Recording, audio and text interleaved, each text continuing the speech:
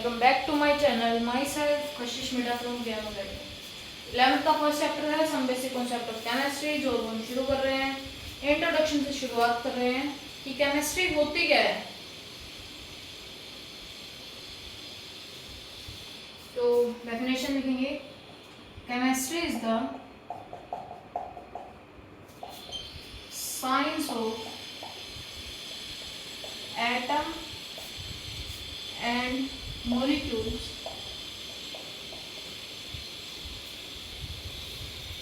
because it deals with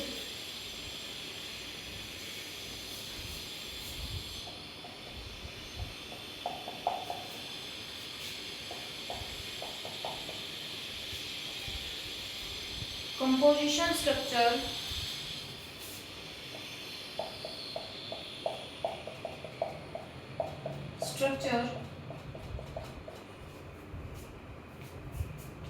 properties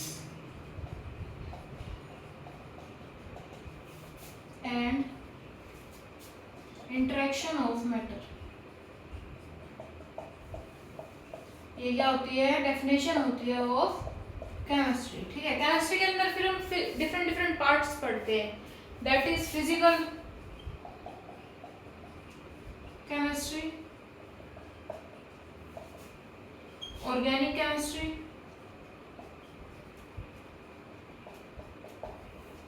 inorganic chemistry.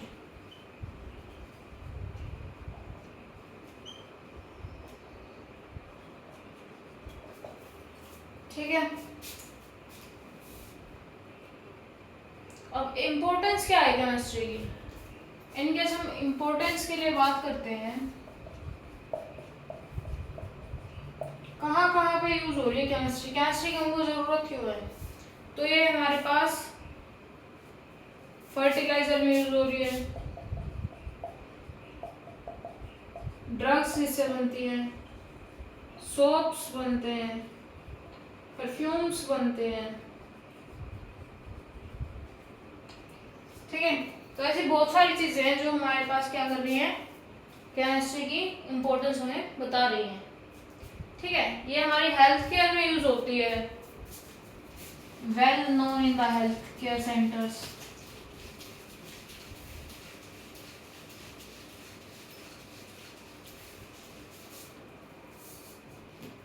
Cancer therapy में एक drug use होती है कैंसर थेरेपी में, दैट इज सिस्प्लेटिन। ठीक है, जो कि हमारी केमिस्ट्री की हेल्प से बनी है। कैंसर के ही अंदर एक और ड्रग यूज होती है, that is taxol, same use in cancer treatment के लिए।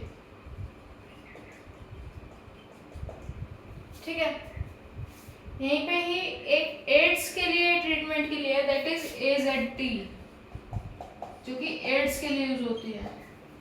ठीक है, जिसका पूरा नाम है एजिडोथाइमाइडाइन।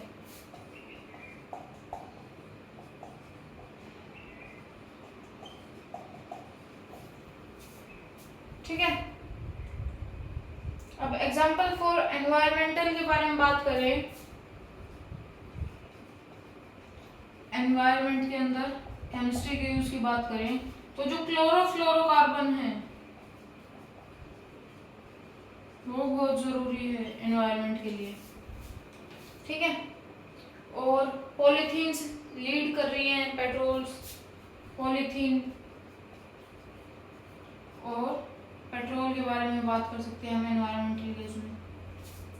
ठीक है, जिसके क्या हो रहा है, एनवायरमेंट का डिग्रेडेशन हो रहा है। अब इसके बाद आ जाते हैं हम चैप्टर पे।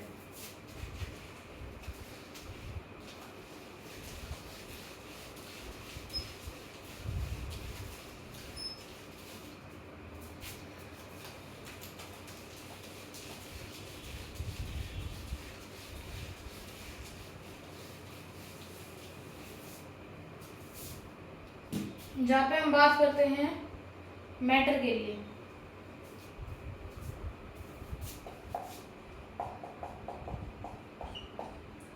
मैटर क्या होता है? Everything which have mass and occupy space, उसको हम क्या बोल देते हैं, मैटर बोल देते हैं। ठीक है, फिर मैटर को फर्दर क्लासिफिकेशन होती है दो पार्ट्स के अंदर, that is physical and chemical.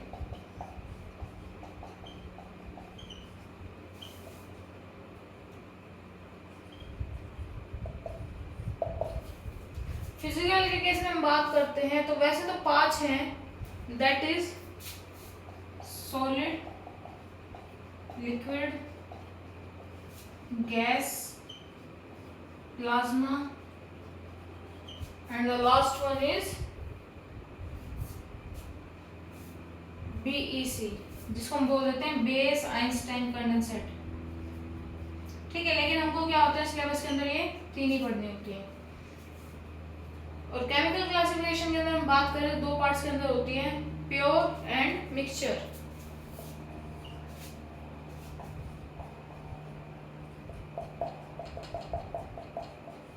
ठीक है, प्योर के अंदर बात करें तो आ जाते हैं हमारे पास एलिमेंट एंड कंपाउंड। मिक्सचर के केस में बात करें तो आ जाता है हमारे पास होमोजेनस एंड हेटेरोजेनस।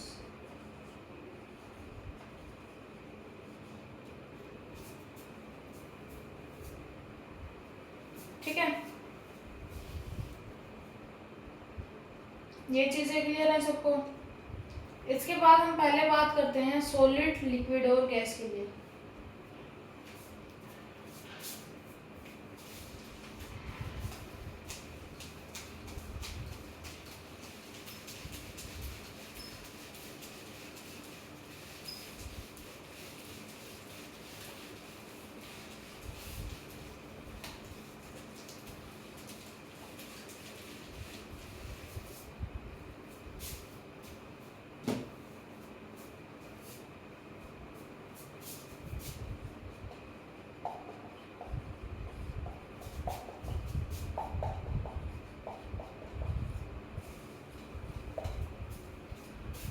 फीचर की बात करते हैं, शेप की अगर बात करें तो सॉलिड की शेप क्या होती है, डेफिनेट होती है,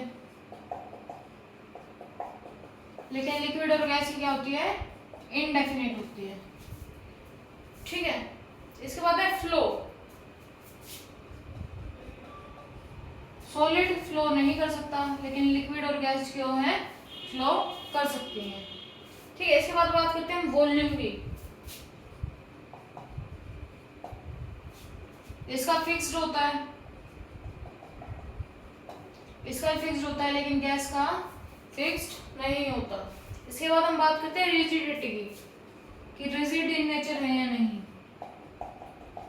सॉलिड रिजिड होता है, लेकिन लिक्विड और गैस जो है रिजिड नहीं होते हैं।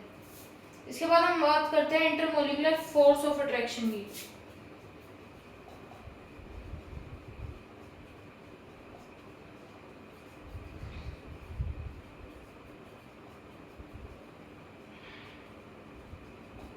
ठीक है, जब हम फोर्स ऑफ अट्रैक्शन की बात करते हैं तो इसके अंदर क्या होता है, हाई,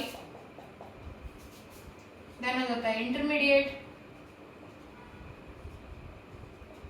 और इसके अंदर लो। ठीक है, ये 5 पॉइंट क्लियर हो गए सबको।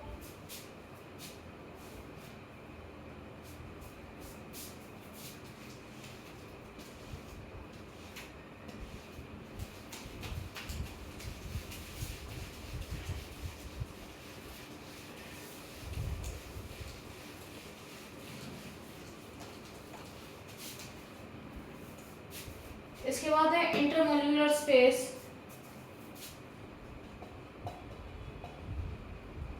कि मॉलिक्यूल के बीच का स्पेस की अगर हम बात करें तो क्या रहता है। ठीक है, सॉलिड के अंदर अगर हम स्पेस की बात करें तो लो, फिर आ जाता है इंटरमीडिएट, और इसके अंदर क्या होता है, लार्ज। ठीक है, नेक्स्ट पॉइंट आ जाता है डिफ्यूजन। डिफ्यूजन कैसा रहता है,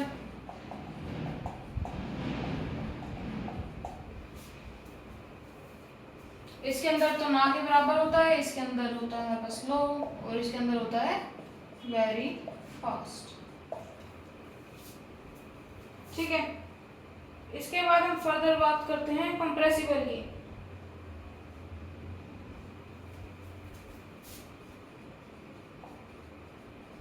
सॉलिड को तो हम कंप्रेस नहीं कर सकते,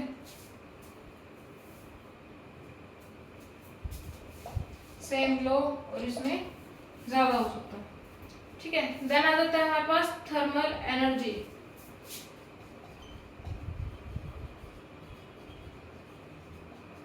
थर्मल एनर्जी के बारे में बात करें तो इसके अंदर सेम लेस होगी, इंटरमीडिएट, इसके अंदर या फिर मोड लिख सकते हो। ठीक है, इसके बाद हम बात करते हैं मोशन के लिए।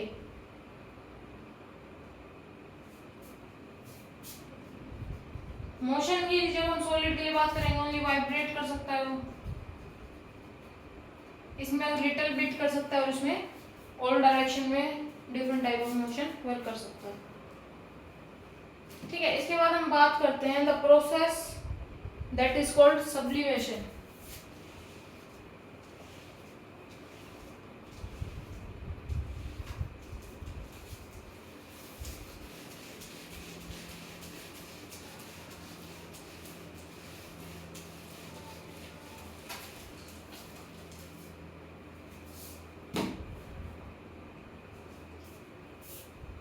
मान लो हमारे पास क्या है, 3 कंटेनर है, सॉलिड, लिक्विड और ये है गैस।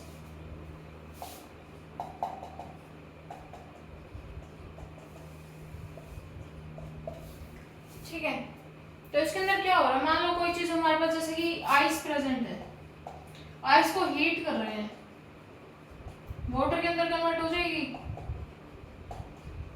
वाटर को फर्दर हम हीट कर रहे हैं, गैस के अंदर कन्वर्ट हो जाएगा। ठीक है, तो इसको सॉलिड से लेके गैस के अंदर कन्वर्ट होना, उसको हम बोल देते हैं the process is called sublimation. और यही मान लो अगर हमारे पास इसके अंदर प्रेजेंट है वेपर्स, ठीक है, इसको फ्रीज किया हमने, लिक्विड के अंदर कन्वर्ट हो गया, वाटर के अंदर, वाटर को फर्दर हमने फ्रीज किया तो ये आइस के अंदर कन्वर्ट हो गया। ठीक है, then the process is called deposition.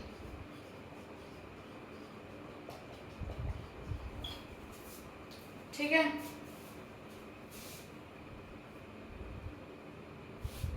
इसके बाद हम बात करते हैं प्योर सब्सटेंस के बारे में।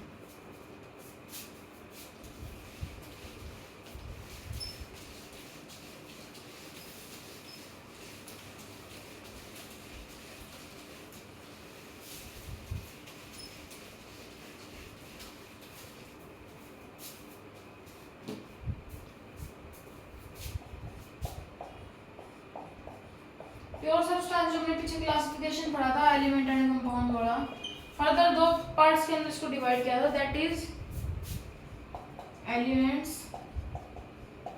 And compound.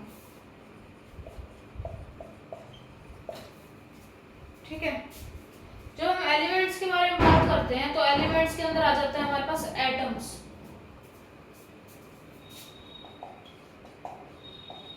और जो कंपाउंड है उसके अंदर आ जाता है हमारे पास मॉलिक्यूल्स। ठीक है,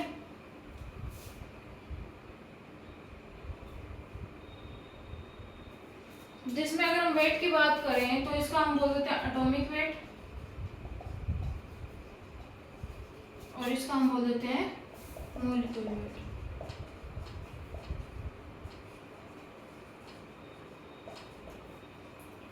एटॉमिक वेट मान लो सारे जो कार्बन के कंपाउंड जो हैं एक दूसरे से अटैच है। ठीक है, लेकिन मॉलिक्यूल जैसे कि हमारे पास हो गया H2O, अलग अलग कंपाउंड प्रेजेंट है, अलग अलग एलिमेंट्स प्रेजेंट है। ठीक है, यही चीज होती है कि एटम को बोल देते हैं स्मॉलेस्ट यूनिट ऑफ मैटर,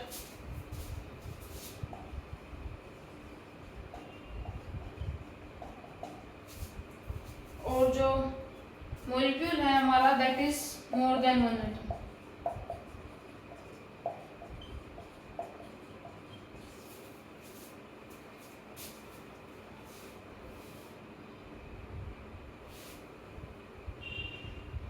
इसके बाद हमारे पास एक टर्म थी that is homogeneous and heterogeneous molecule.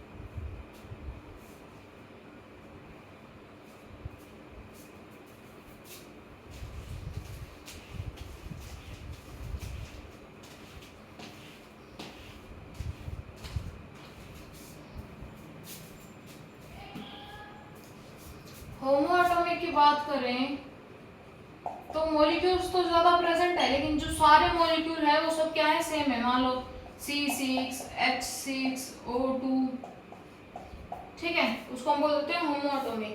Hetero atomic की बात करें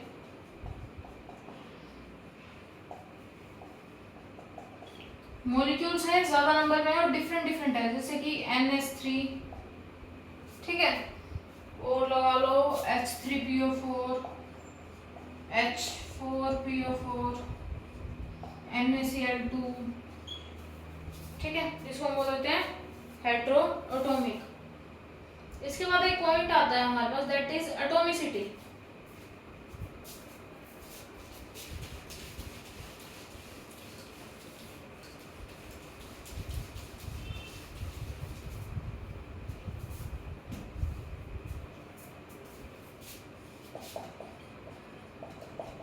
जिसके अंदर हम बताते हैं नंबर ऑफ एटम्स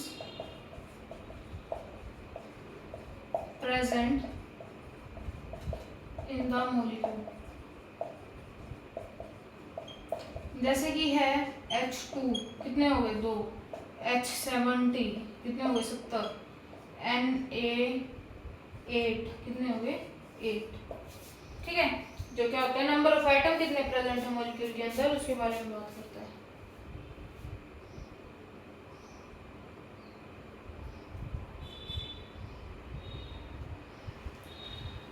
तो ये चीजें सबको क्लियर हो गई होगी। ये था हमारे पास lecture number 1 from some basic concept of chemistry. कल संडे है, सो लेक्चर नहीं आएगा, कल आपका ऑफ रहेगा।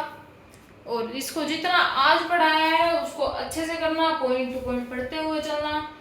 जैसे ही चैप्टर खत्म होगा उसके साथ इसके बीच बीच वैसे तो क्वेश्चन प्रैक्टिस करते रहेंगे, लेकिन चैप्टर खत्म होते ही इसकी DPP आपको दे दी जाएगी। टेलीग्राम ज्वाइन कर लो, टेलीग्राम पे सब आ जाएगा, ठीक है। जो टेलीग्राम पे नहीं है इंस्टाग्राम पे चेक कर लो, इंस्टाग्राम पे पेज मिल जाएगा KM अकेडमी के नाम से, वहाँ पे आप सर्च कर सकते हो, चैट कर सकते हो, कोई भी इशू आए तो वहाँ पे आप मैसेज कर सकते हो, ठीक है। पर अलर्ट रहना, कंसिस्टेंस रहना, ठीक है। अगर हो सका तो कल भी DPP एक अपलोड कर दूंगी, देन आप क्वेश्चन प्रैक्टिस कर सकते हो वहाँ से, ठीक है। अपने तरफ से बेस्ट देना, होनेस्टली प्रिपेयर करना, एंड ऑल द बेस्ट।